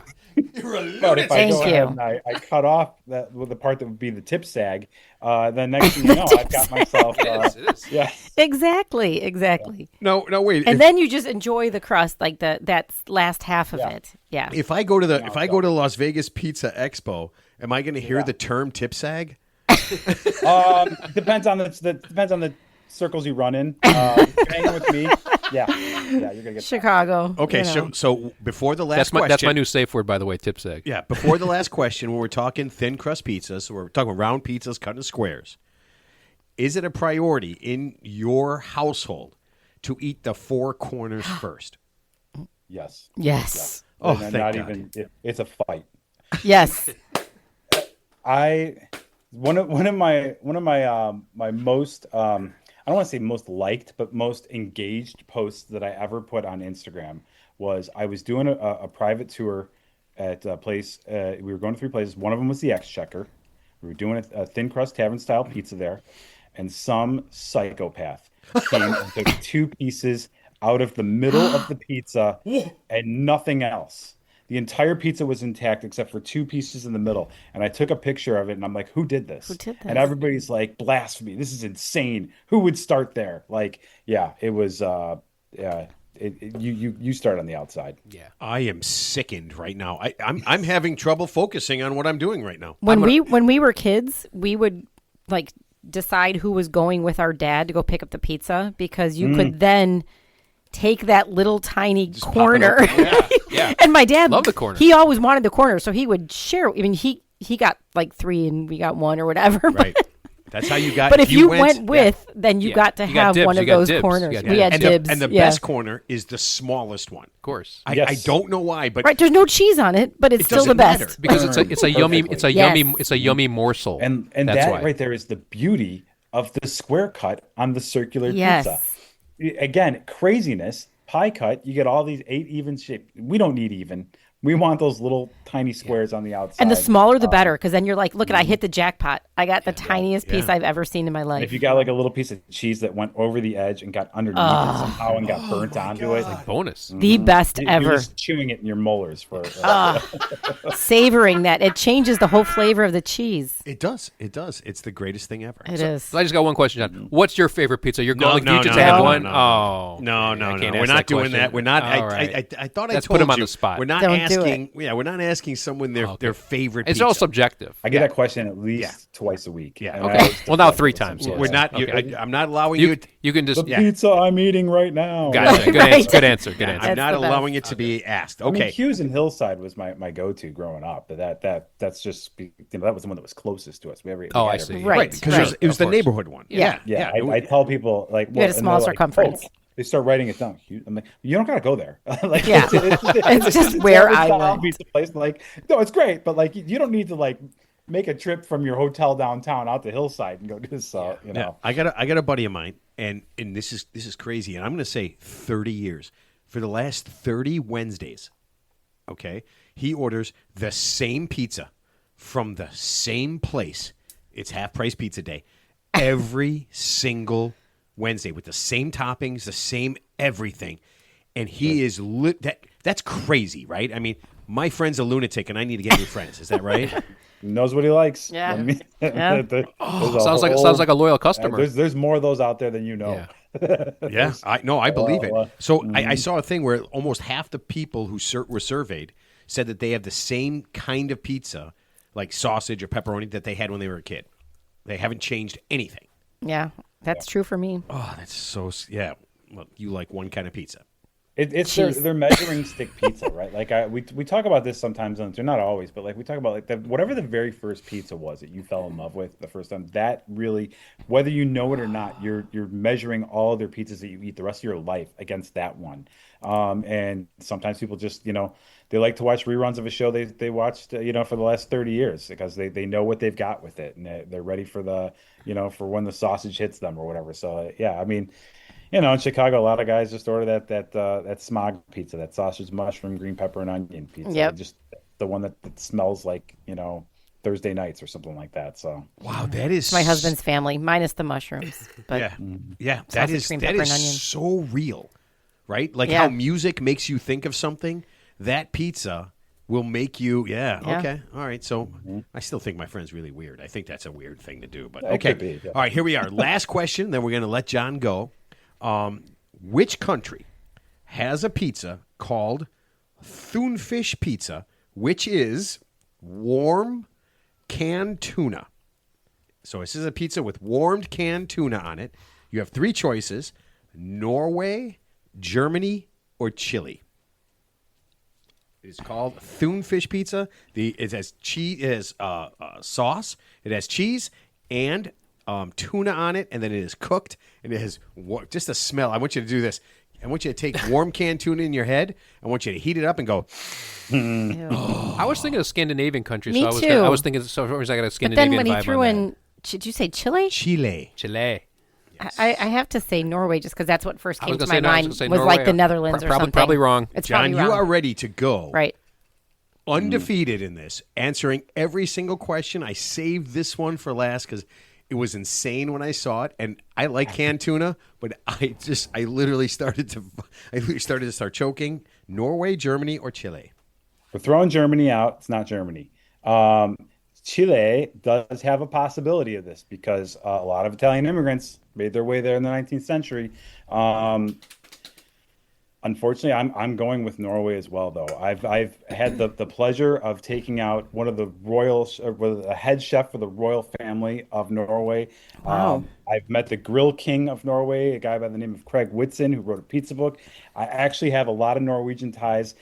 I may get it wrong by saying Norway, but I certainly don't want to say Chile and see that it's Norway. 'Cause Norwegians are all over me on You this just don't one. want to So offend anybody. I'm between two, and I could go either way, but I'm just going to say Norway because that's where my buddies are from. So. Okay, so this is a staple. People really like it, and they are the German people. The German people. Interesting. I threw them out. You did. You threw out the German people. Kicked them to the curb. Those are my people. Yeah, those are our Those people. are literally We're the my Germans. people. Yeah. Is that, Oh man, Man, I guess all right. it's gonna take some time, do some soul searching. Maybe Well, at least you still beat us, so that's fine. You know what? man. It's completely okay, and you don't have to you don't have to feel bad or anything like that. So don't worry. That was a crazy one. I looked up so many crazy ones, and it literally, that was the one that stood out to me. I'm like, why would anybody even do that to begin with, and how did people like it? Yeah. Okay. So ChicagoPizzaTours.com. Okay, there are all kinds of things you can do. You actually sell gift cards, right? Oh yeah, absolutely. It's a fantastic gift. One of my favorite things to do every year. Christmas Eve, Christmas Day, see who's buying the gift certificates. I get an email every time one sells. I'm like, we're talking 4 or 5 o'clock in the afternoon. I'm like, oh man, yeah. they showed up to the party. They forgot to get their day. Yes. It's like one of my favorite days of the year. Like but no, in all seriousness, yes, we sell gift cards. And they never expire. They're redeemable for any of our tours. We love the fact that people can give the gift of a shared experience. So, we don't do a lot of Mother's Day tours. People go to brunch on those, but like Father's Day, huge time of the year. People get their dad a gift card We should go on for Mother's Father's Day. Day, and then they go on the tour with them later on. It's just it does make a great gift. So, give experiences, not things. That's my motto. Definitely. Oh, that's a great motto. Give experiences, that. not things. Yeah. I like that. Right? Because that's the thing. When you become an adult, I was a teacher, and kids would be like, "Oh, it's Christmas. It's your birthday. What do you get?" And I said, "Every day is Christmas for me. I got a job." Yeah. I'm like, yeah, I can buy whatever I want. We're at the age where we want to get rid of stuff. Yep. I'm trying to be a minimalist. Yeah. I don't need more stuff. I Yeah. want less stuff. Yeah. 100%. Yeah, I need experiences. Oh man, that is so awesome. I love the concept of that. John, thank you so much for being on. My guess is that we will do a family thing. I already have it written down. We're definitely doing it. Oh yeah. We will definitely do a family thing. Can we request you as a tour guide, or does everybody request you? No, I get that sometimes. Yeah. It just depends on the day. Like, Okay. we're not a huge company, so if you call, you're going to get me. If you email, you're going to get me. If you show up for a tour, hey, you might get me. Okay. No, but you Cool. can definitely, email me ahead of time. But I'd love to meet you guys and do something. So this would be a lot of fun. So Okay, awesome. All right, thanks so much for being on. ChicagoPizzaTours.com. Check it out. If you're in town, out of town, we get people from all over the world. Come in and eat pizza. If you haven't had real pizza, real Chicago style pizza, which is kind of pretty eclectic because it's kind of everything, you haven't really had pizza. Yeah, it's the best. thank you guys so much for having me. Thank This you. was a lot Yeah. of fun. Thanks, Thanks. Thank John. you, brother. Take care, man. Bye, guys. Bye. Oh man. Okay, so the Oh, thing he that was blew the my best. mind is 2,100 different companies Right. that make pizza. Not 2,100 different places in Chicago. Yeah. And like you said, one of those companies could have 50 locations. Yeah. Yeah, for Yeah. sure. Do you think there's any places that have 50 locations? Yeah. That seems like a lot of locations. Some of the chains, like I think Pizza Hut I don't want that. Pizza Hut still exists, right? I think there's still Yeah, a Pizza, Pizza Hut. Hut. Is So- there one by the Little Harlem Irving Plaza? Caesars. Yeah, By so Harlem Irving Plaza? all of those chains started right about the same time, like right around. Once one started, they kind of hit it. I think it was like in the late 50s. Yeah, so They all kind of just bang, bang, bang. I started did not shooting. realize that pizza didn't really come around here until the 1940s. I just assumed I didn't it know was that. always around. yeah.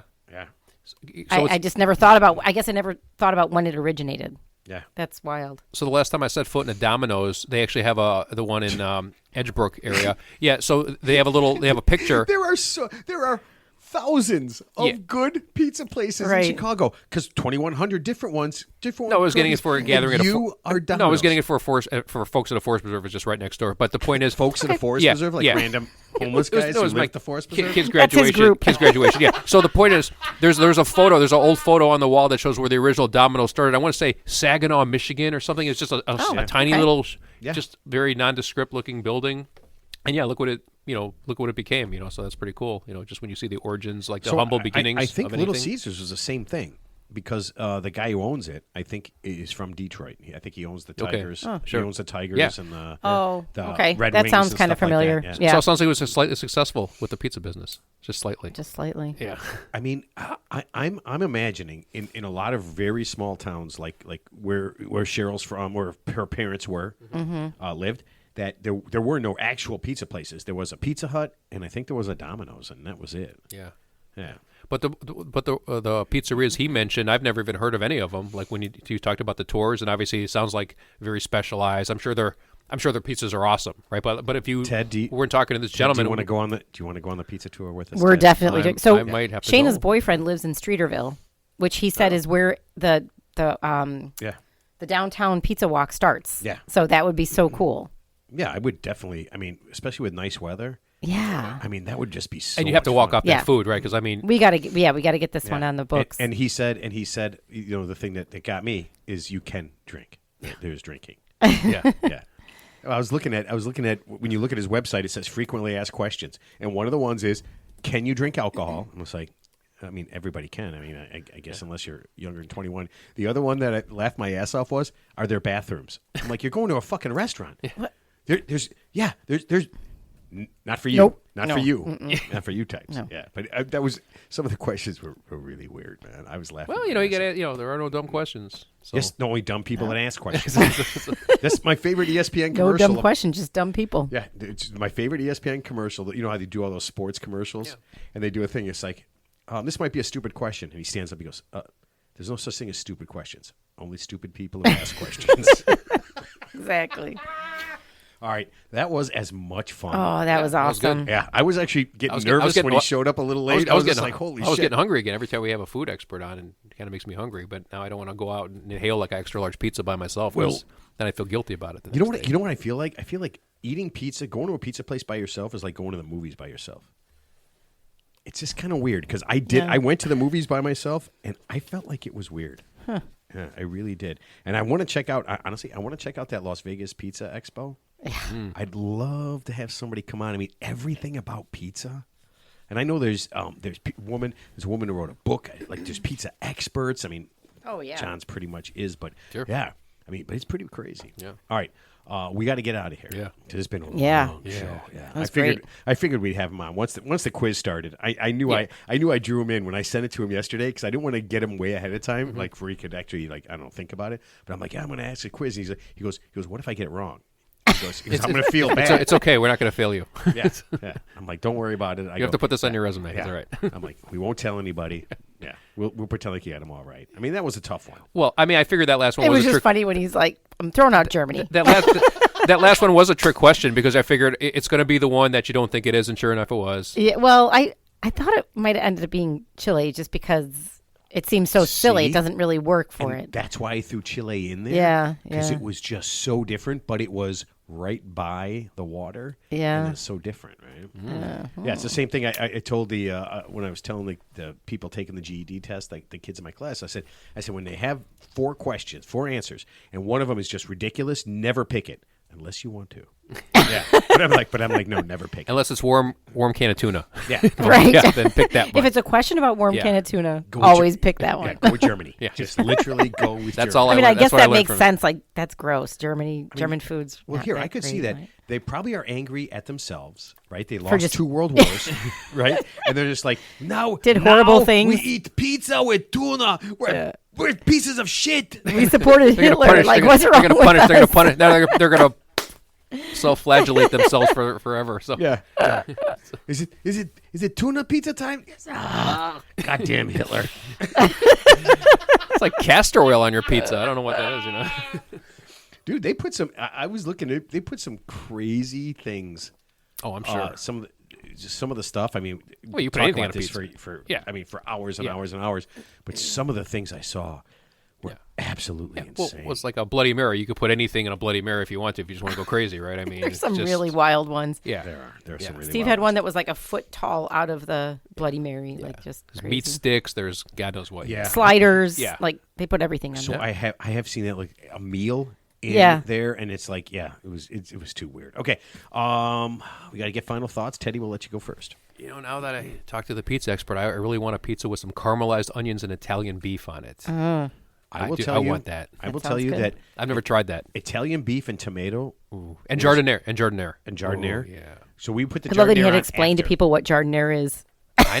How do you live in a place Go to that- Jay's. Go to Jay's Italian beef. They'll ask for it on your Italian But beef. see, and that's self-explanatory. listen, that is But that's a such Chicago a Chicago thing. thing. Yeah.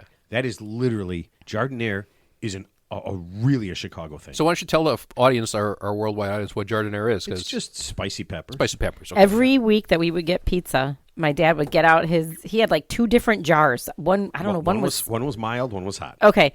And he'd always take it out with the fork and he'd drip the juice onto the pizza. And you And know that's- what? I know, that's what you you're do now. literally I know. sitting across I know. from an asshole that does the exact I know. same You know what he was thing. doing? He was keeping you away from his food. It was self-defense. I did not want to. You know what's funny? Preservation. When he did that, at no point would I ever have eaten that pizza. Exactly. And now it's hard. As a kid, right? Yeah. Now it's hard not to put. I put jardiniere on my potatoes. Yeah. I put jardiniere on my. I mean, Yeah. I put jardiniere on every hamburger I have, every hot dog I have. sure. Yeah. It's So a friend of ours from our neighborhood is that pickle guy, and he does the jardiniere and stuff. We should have him on. that you know that guy? Yeah. I love his stuff. Yes. Yeah. We will be talking to the jardiniere. Yeah, guy, and yeah. then we will- I'm sure he's really personable. I'm sure he would. I would guess he would do it. No, well, he fucking here. If he doesn't, I know a guy that's going to make him Yeah, do it. yeah. A guy over by I got there. a jardiniere guy. Yeah. We'll bring him on. Well, I'll tell you what. I don't even like hot. I got a guy. I don't like hot and spicy food, but I'll choke down jardiniere because that's how good it is. Well, there's mild. I mean, it just has Yeah. a taste rather than a spice. Yeah. The hot stuff is hot, but Yeah. but just mild jardiniere is really good. I know, probably 90% of the people listening to this have no concept of what it is or Yeah. even could Well, get they it. should order it from that pickle guy. You can get it online. Oh, man. Okay, so we will definitely have that guy on. All right, Jackie, last thought. I felt like John was somebody that like we just would be hanging out with. Like he seemed like our friend. Yeah. Seemed like a great guy, and I'm really looking Super forward to personable, doing yeah. to doing the tour. Like we will definitely do that.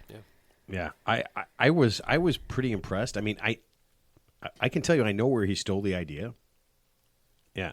So From you? in the UK, no, in the Oh. UK, they have food tours, and one of them is a blood pudding tour, and you just go to different places and eat blood pudding. Yeah. Steve tried that when we were there. Yeah. And then in Canada, they have a food tour, and this is it's Poutine? jellied moose nose, and you just go to different places and eat jellied moose nose. I prefer pizza. That's a huge Canadian I prefer thing. pizza. The pizza tour, big upgrade.